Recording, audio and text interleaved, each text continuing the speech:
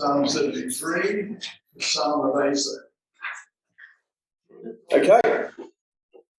Well, thank you, brothers and sisters, young people, and thank you, Liana and Lindsay.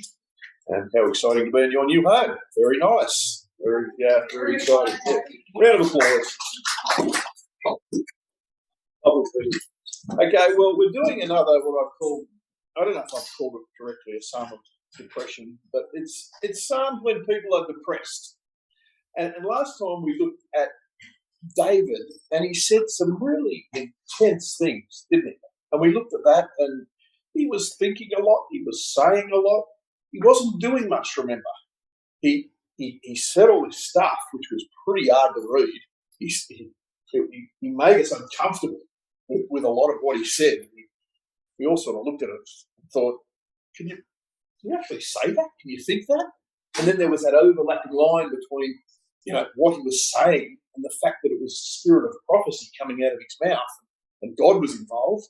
But, it was pretty harsh, a lot of the things that he said. Pretty upset he was. He thought a lot. He did a lot of thinking, a lot of talking, not a lot of action, not a lot of vengeance in his own hands. He left it to God. But he certainly did a lot of thinking.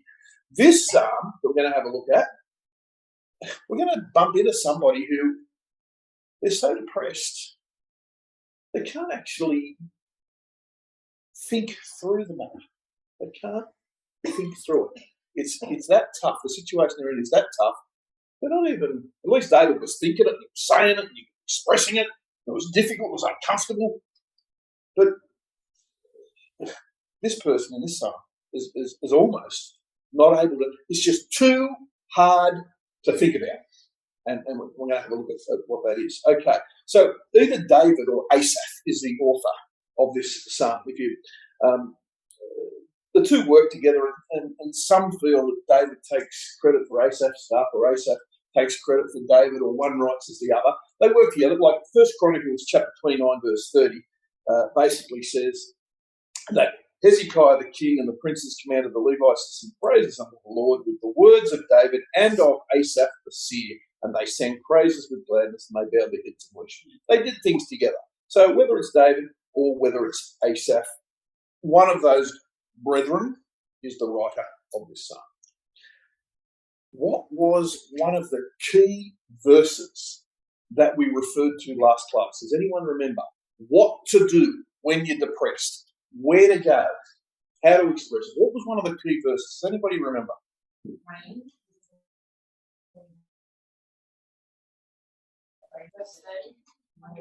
Psalm 100. Yeah, I'm not thinking of Psalm. I'm actually thinking of New Testament. And I quoted Bob Lloyd to give you one. Correct. It was. And let's just have it. I just want to start off with that one again. Philippians 4, verse 6.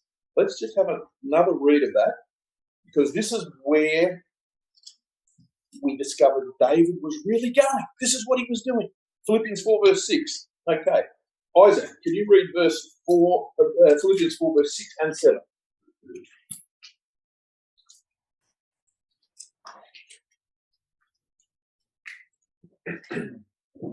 Be careful for nothing, but in everything be prayer, by prayer and supplication with thanksgiving, that your requests be made known unto God.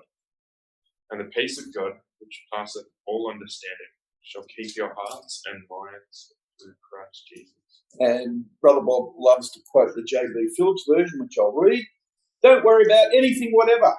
Tell God every detail of your needs in earnest and thankful prayer, and the peace of God, which transcends human understanding, will keep guard over your hearts and minds as they rest in Christ Jesus. Now look, I have recently heard some people in our community say that personal request to God isn't a thing. Personal request to God about your personal matters isn't really something that we should be doing. God doesn't get that involved. There are some wrong perceptions about prayer. I've heard it myself, and I've heard others tell me about it as well. But look, there is a point. John, can you have a look at, just go back to Psalm 66, verse 19 and 20? And then, Dad, I'll get you to look up Psalm 145, verse 18 and 19. And Caleb, the words of Christ, Matthew 11, verse 24. Let's read these three quotes in sequence just to get a feel of what God feels.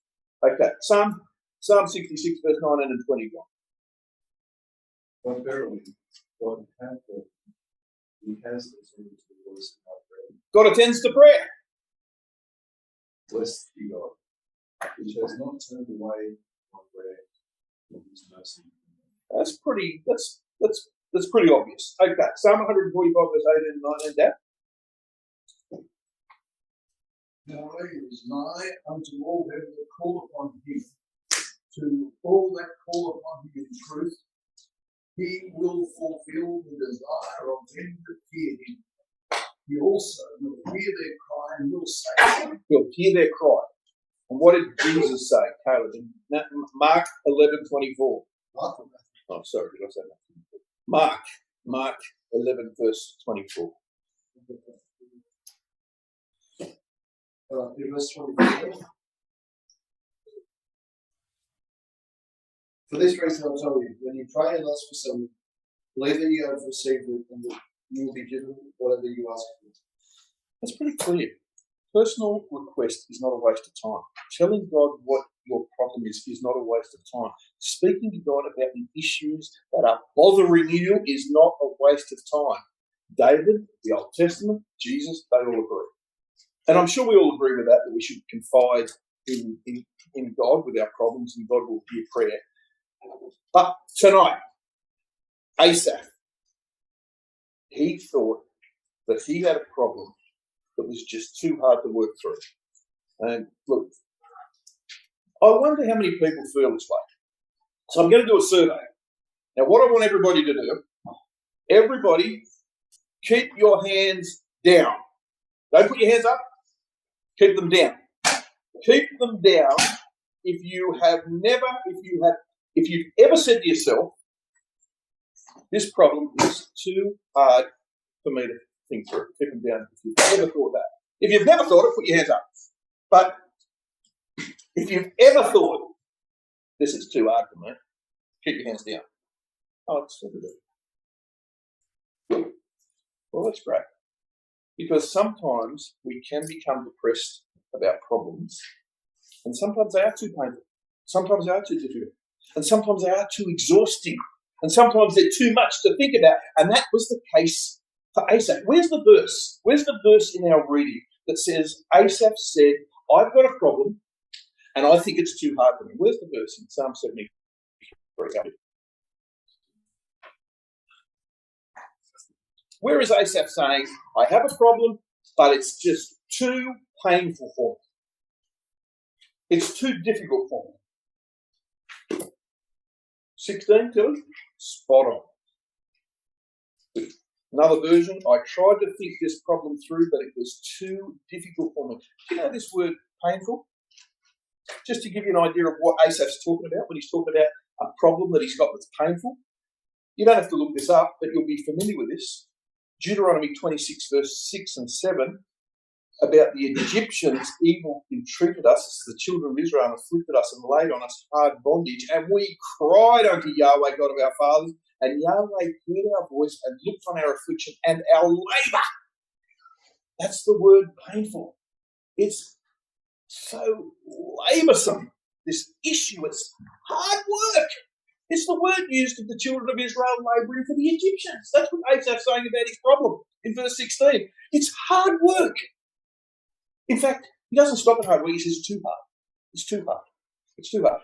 There's another use of this word, Job 11, verse 16. I'll just read it out to you. Because thou shalt forget thy misery. Job, it's translated as misery in Job. That's what Asaph's saying. He said, my problem is actually making me miserable. I'm miserable. It's hard work. It's hard labour. It's painful. It's too much. It's too much for me. And you know, the funny thing is, yes, it's depressing. Yes, it's painful. Yes, it's difficult to talk about. You know what? Whether you tell God or not, does it actually make any difference to what he knows about your problem? Does it make any difference? You don't tell him. It's too hard. You don't want to even think about it. You can't think about it. It's too difficult. It doesn't actually make any difference to God in terms of what he knows about your problem. Because he knows anyway, right? Let's have a look at some words of David just to establish this. Psalm 139, Gideon. And read round Gideon, Joshie, Tilly, Chelsea, Micah, Eli. 1 to 6, please. Psalm 139, verse 1 to 6. So the chief musician that song there. O Lord, thou hast searched me and known me. Thou knowest my density and my uprising, thou understandest my thought afar. Verse 3, please. You search out my heart and my lying down, and I explain to you in my way. Even before a word is on my tongue, behold, O Lord, you know it altogether. You hem me in behind and before, and lay your hand upon me. Such knowledge is too wonderful for me. It is hard, I cannot attain to it. In today's language, we would say, thank you, Eli. In today's language, we say, it blows my mind. I don't know how God knows everything that I think and every word on my tongue. This knowledge, I don't know, I can't understand how it works, but I just know that it's true and God knows everything about me. So, if God knows everything and Asaph's got the problem, why doesn't he just tell him God? Well, let's dig into the problem. Okay, it's not verse 1, is it? Let's go to Psalm 73 already. The problem is not verse 1, is it? Verse 1. Who's next? Micah. Read verse 1 of Psalm 73 for us.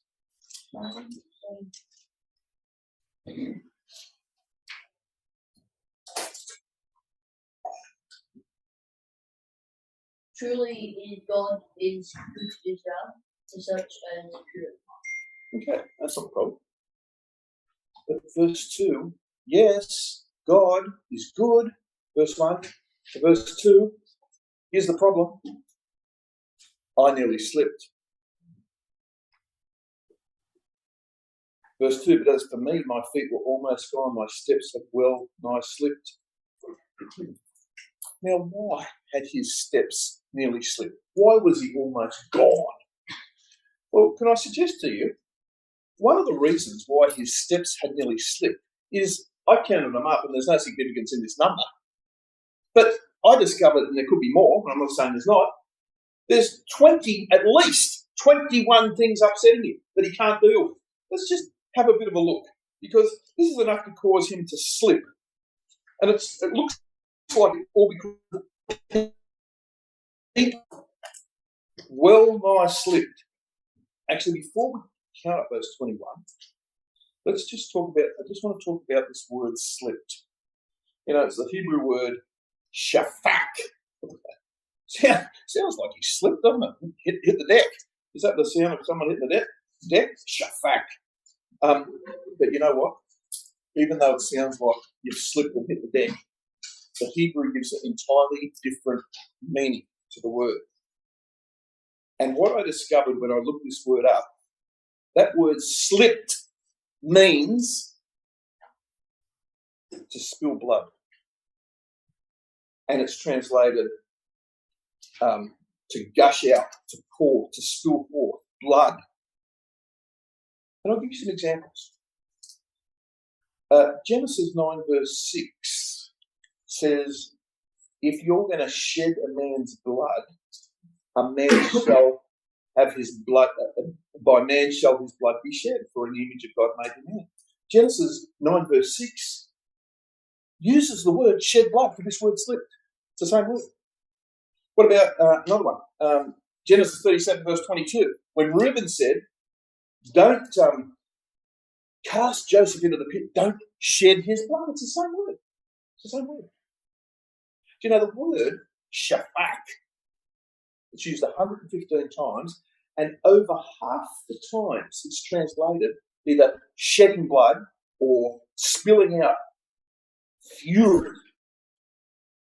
Now, the English word slip is only actually used one other time. It's when David slipped away from Saul when Saul threatened him with the javelin. So that's not it. David slipped out in the presence of Saul. So I wonder could you agree with this translation of back to Psalm 73 verse 2? Could you agree with this? But as for me, Psalm 73 verse 2, but as for me, my feet were almost gone, my steps almost led me to shed blood. The CEV says, I almost stumbled and fell. I almost fell. The ESV says, but as for me, my feet had almost stumbled, my steps had nearly slipped. I came so close to a slip up. The ISV says, now as for me, my feet nearly stumbled. I almost lost my step. Maybe he almost lost his way. Verse 16, I tried to think the problem through. It was too hard. I couldn't work it out. So I nearly killed somebody. Is what I think he's saying. Well, what's the problem? Well, I mentioned there were 21 irritating things. Let's have a look at them, just briefly. I'm going to go through them. I'm going to number them and just so you know that I've counted them. Verse 3, number 1, he was envious of the foolish. Number 2, he saw the prosperity of the wicked. Verse 4, number 3, there are no bands in the suffering of death. They don't suffer. The wicked. The 4th thing is, their strength is firm. This is the wicked. In verse 5, the 5th thing is, they don't get into trouble like other men. The 6th thing is, they're not plagued like other men. Well, that's not fair. That's irritating. Verse 6, here's the 7th thing. Pride compasseth them as a chain. Here's the 8th thing. Violence covered them as a garment. Verse 7, here's the 9th thing. Their eyes stand out with fatness. Verse the 10th thing, they have more than heart could wish. That is upsetting. Verse 8, here's the 11th thing. They're corrupt. Here's the 12th thing. They speak wickedly concerning oppression. And to add insult to injury, the 13th thing in this verse, they speak loftily, don't they? About verse 9. The 14th thing is they set their mouth against the heavens. The 15th thing is their tongue walks through the earth like big, proud boasters. That's irritating. Verse 16. Verse 10, the 16th thing. His people return hither. In other words, that means they accept the ways of the wicked. They go back to those ways. Verse 17. And waters are a full cup are run out to them. That is, they drink whatever's given to them. They don't ask any questions. Verse 11. The 18th thing is they say, how does God know anything?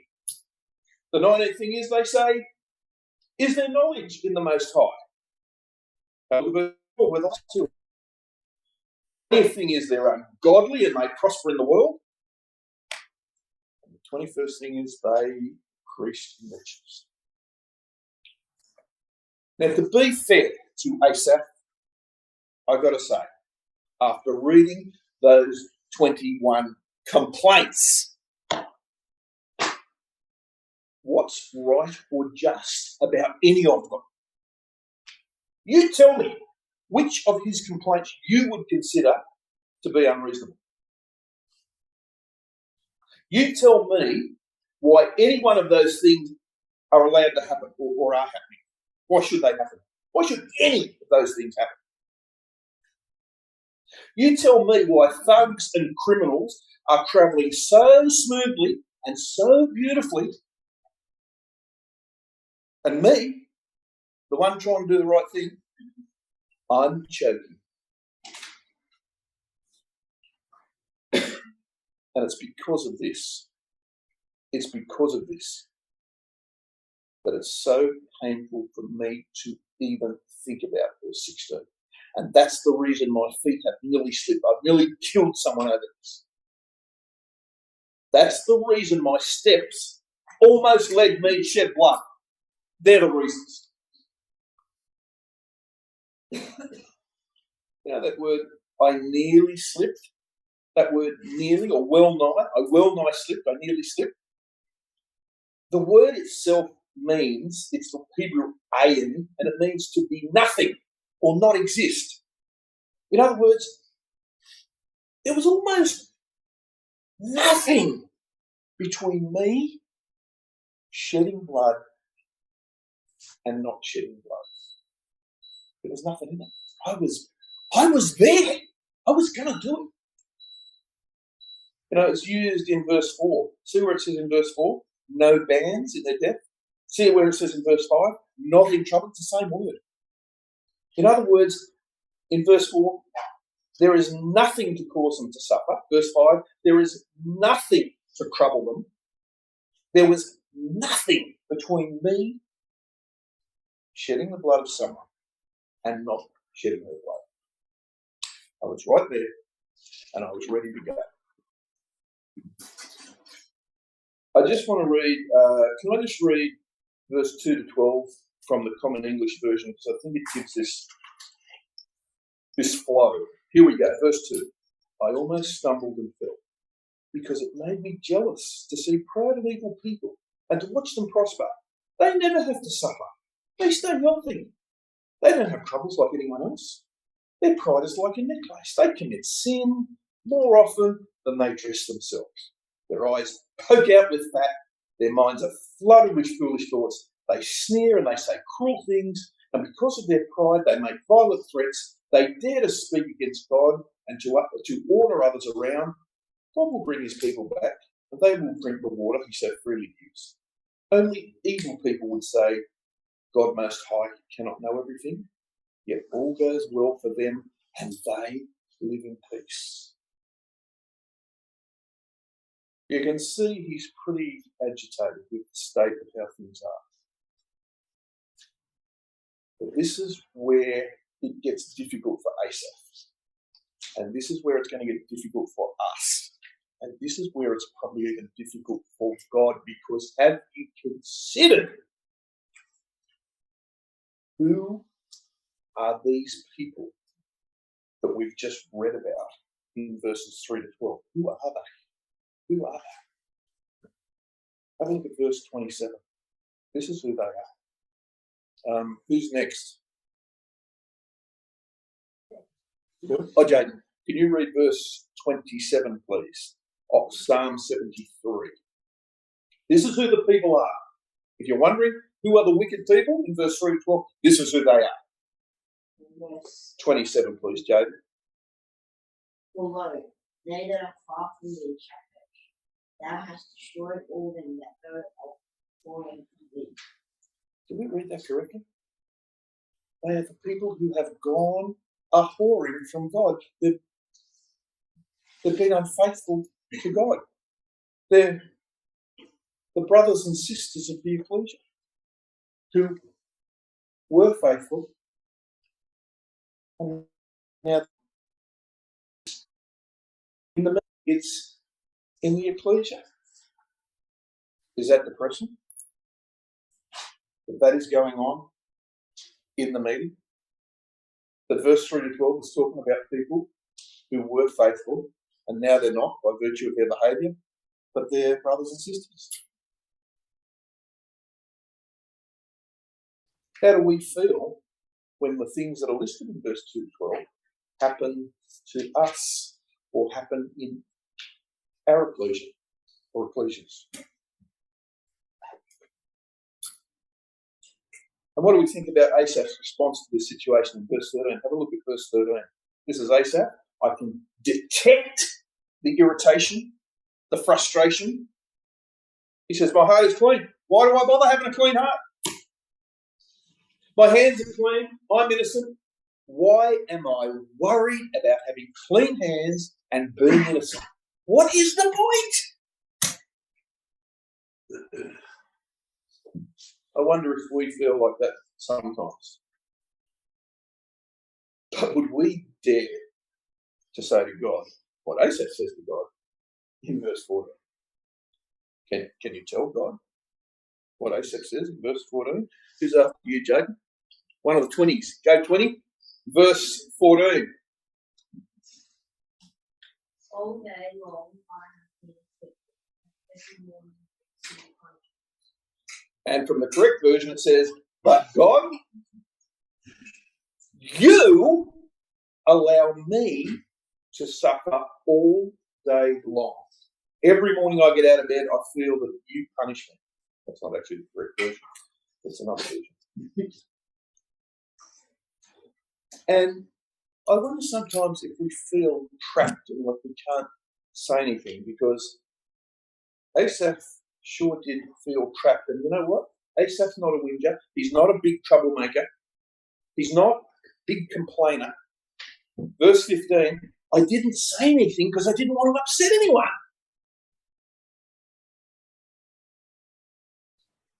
But regardless of the fact that he didn't tell anyone, he still gets to verse 16 and he still says, I tried to put this all together. Me suffering, the wicked having a wow of the time, and you know what? It was just too painful. I couldn't work it out. I couldn't understand it. I couldn't work it out. So it's got a problem. You know, I just wonder quietly in the background if, you know, away from what everybody sees, perhaps some of us have this problem. Well, you know what? It doesn't end at verse 16, this chapter.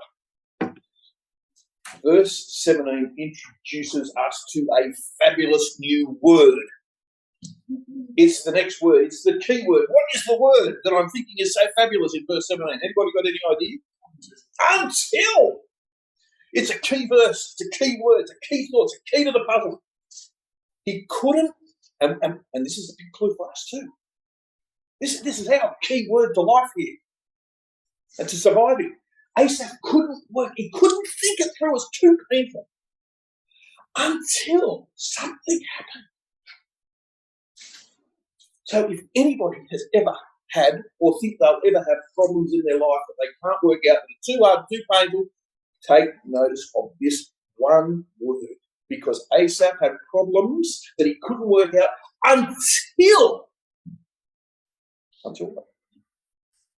verse 17. Other 20, verse 17.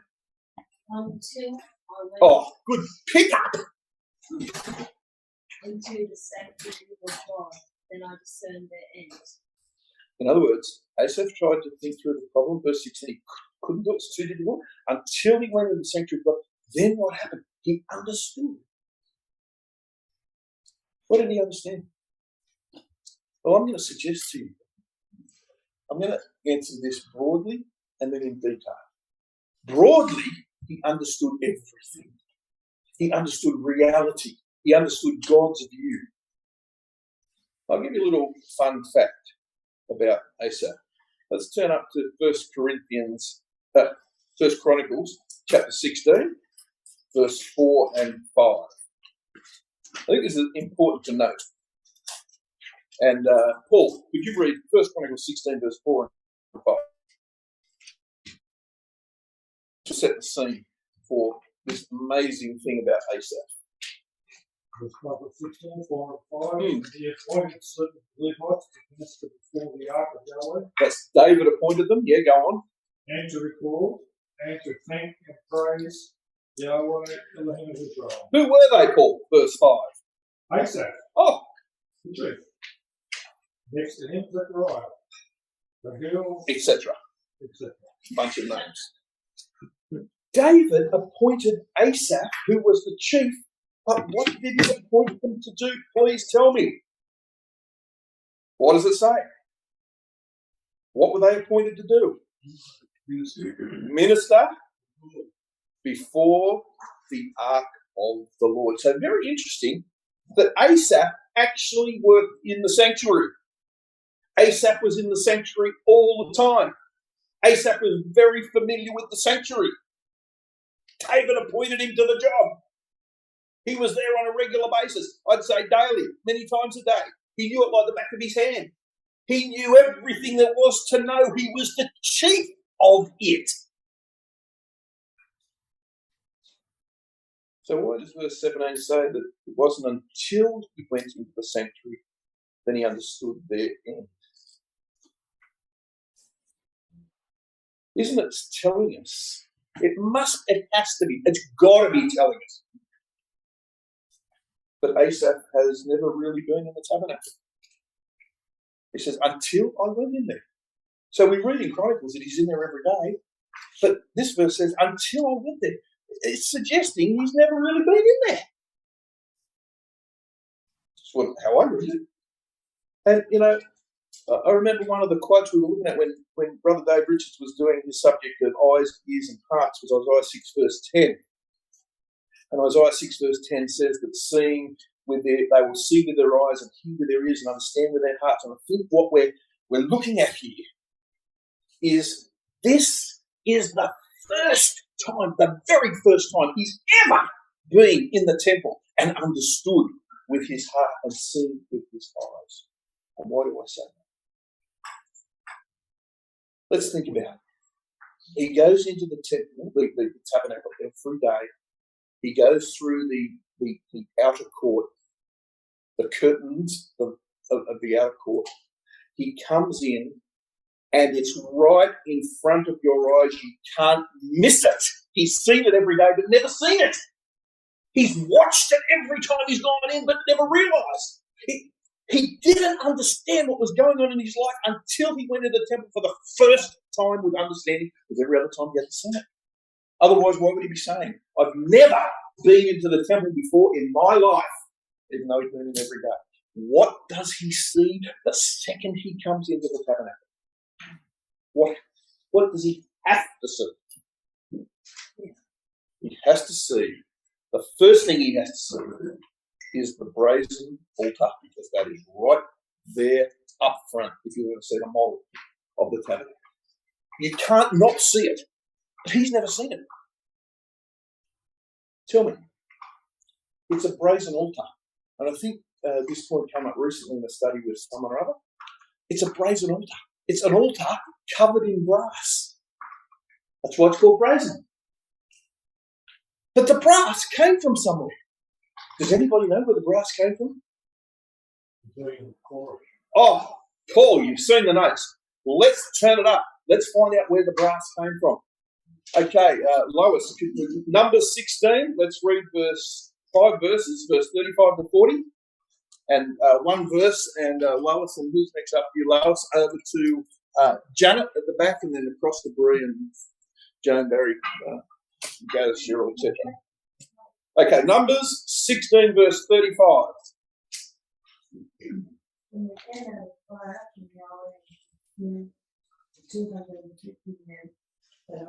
So these are the wicked people who opposed Moses. Then the Lord spoke to Moses from Spain.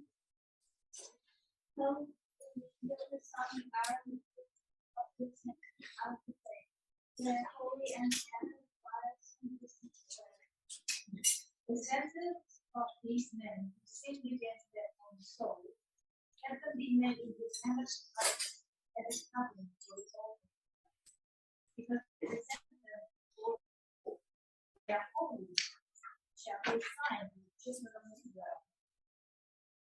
Then the able to read the brazen senses, wherewith they that be heard and they will make good faith in the covenant of their God. And verse 40.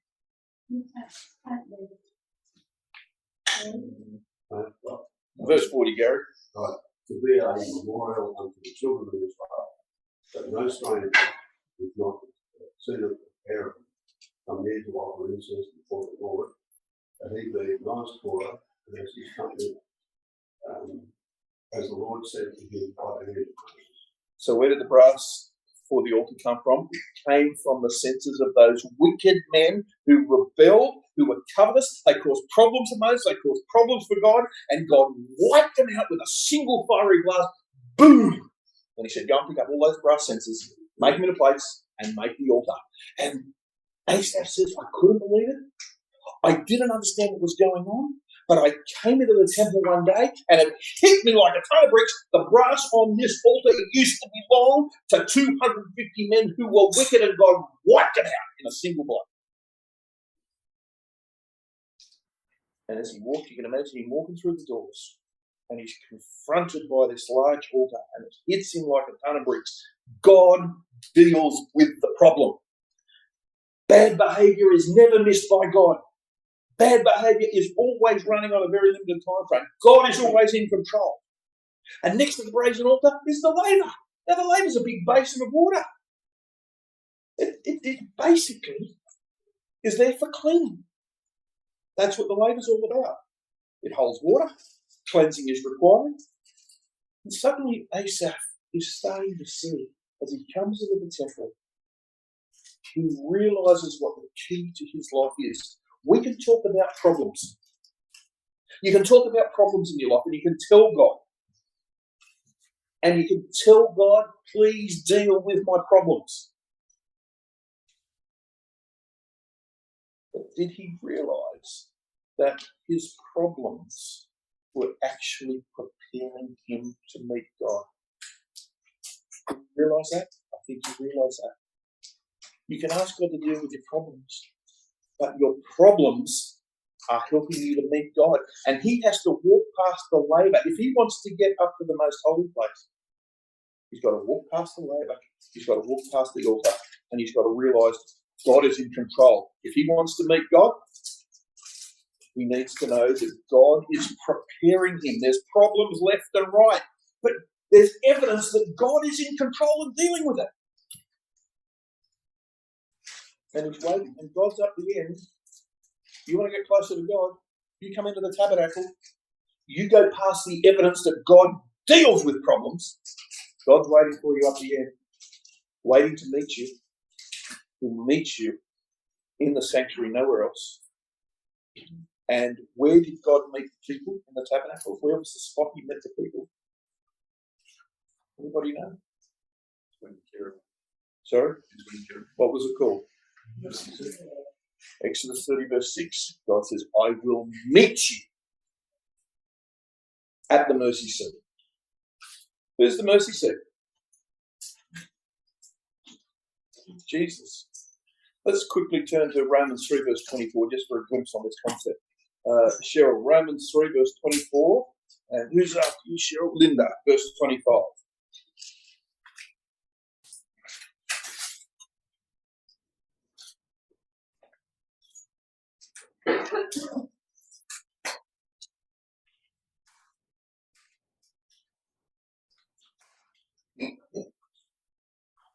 Justified freely by His grace through the redemption obtained by Christ Jesus.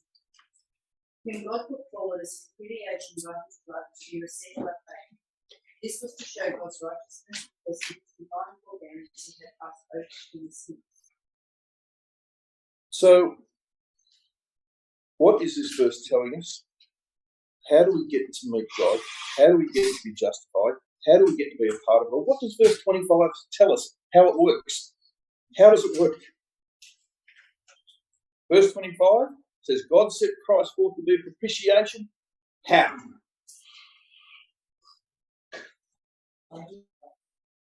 Through belief in the things that Jesus' blood spoke about. Through trust. And what does that do for God? It declares his righteousness. Did Asaph know this? Did Asaph understand he needed to draw near and meet with God, do you think?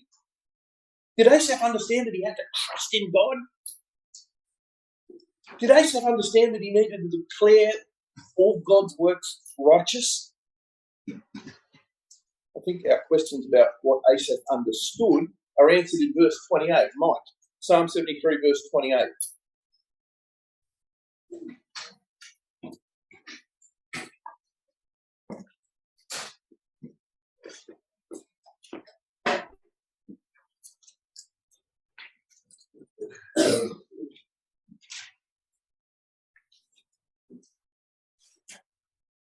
But for me, it is good to be with God.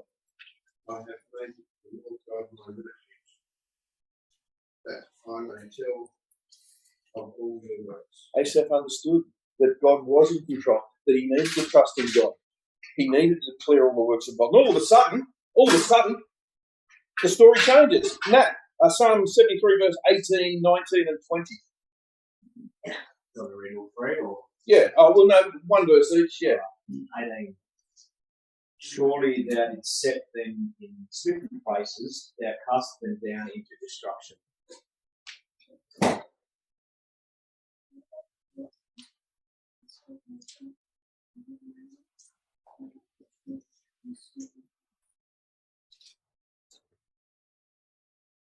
dreams and learn all of it.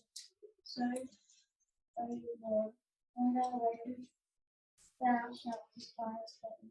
So thank you. So all of a sudden, they're in slippery places. God's casting them down. They are brought into desolation. They're consumed.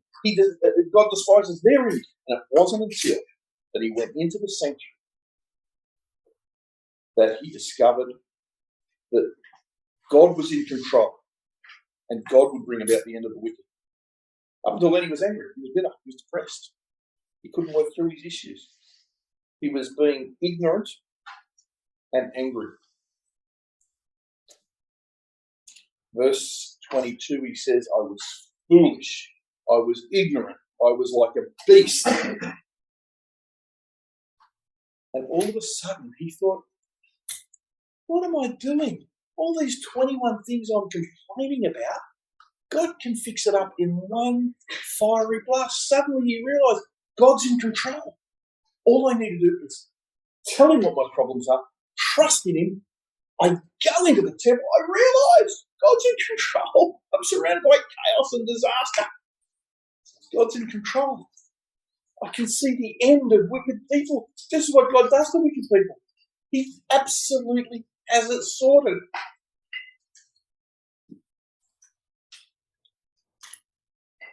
And all of a sudden he realises that before his problems, during his problems in the future, problems or no problems, someone is always holding him up. Verse 23, is it Jordan? Oh, sorry, Caitlin. Nevertheless, I continually with thee. Thou hast holden me by my right hand. So Asaph understood it. The question I've got, Asaph finally got to the point where he said, you know what? God's always holding me up, no matter what's going on in my life, no matter how many things are going wrong, no matter what problems I've got, no matter what hard time I'm getting in the meeting from my brothers and sisters.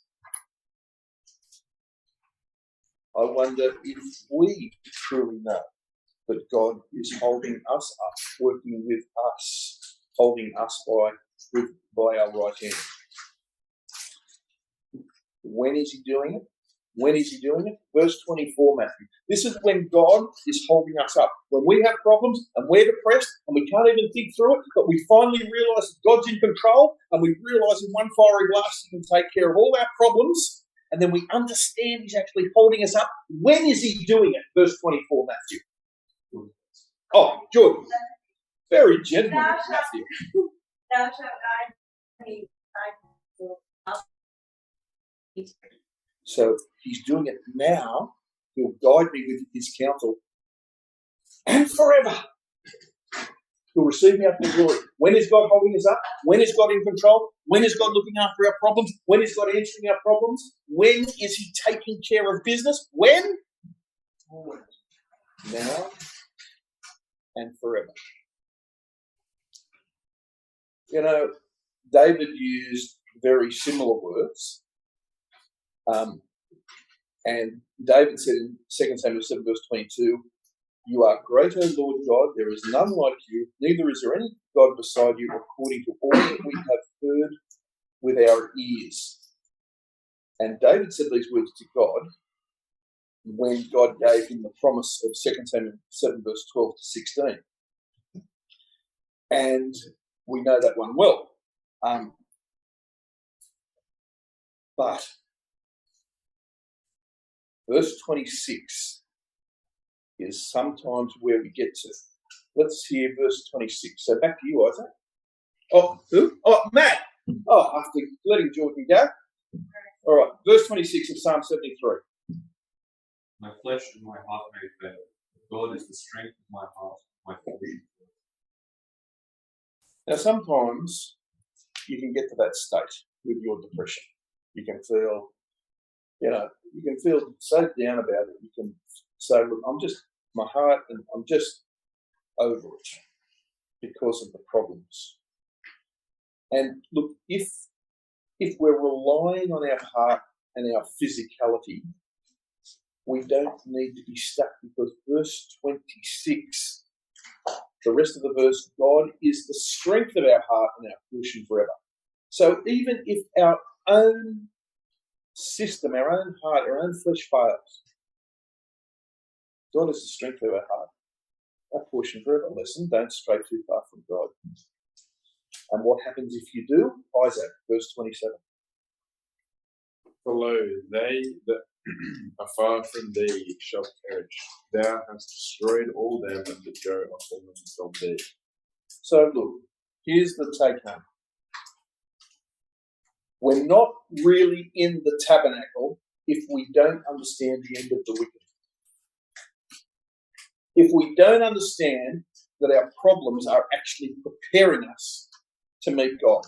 So the antidote, the remedy, the answer to Asaph's problems, the answer to David's problems, the answer to our problems is verse 28, John. But it is good for me to draw near to God and put my trust in the Lord God to make all my works. So even though his problems were too hard and too painful and he couldn't work through it, he's depressed, he doesn't even want to think about it. When he finally goes into the tabernacle for the first time, he realizes God's in control. And when he realizes God's in control, he realizes he's got to stick with God and God's going to hold him up now and forever, always. And he says, you know what? The answer is drawing near to God, trusting in God, declaring his righteous works. Now, declaring, he says in verse 28, I'm going to declare all your works, God. Declaring means tell the world, tell your friends, tell your family, tell yourself. Declare it. Because drawing near to God and declaring all his works is actually what Asaph resolves, is the way to solve problems that are too hard for us. That's the conclusion he gets to. He doesn't end up being stuck on a problem that's too painful for him. He has a breakthrough when he realizes, he sees the end, he goes into the tabernacle for the first time, he sees the evidence of God in control, and he says, you know what? I don't know why I've never seen this before. I've been here every day of my life. I've never seen it before, but now I see it. These brass plates are the result of what God did to wicked people. God's in control. Here's the evidence. I'm going to tell everybody, because I think understanding God's in control and telling people all about it is how I stay out of depression. And problems are not too hard for me to solve anymore.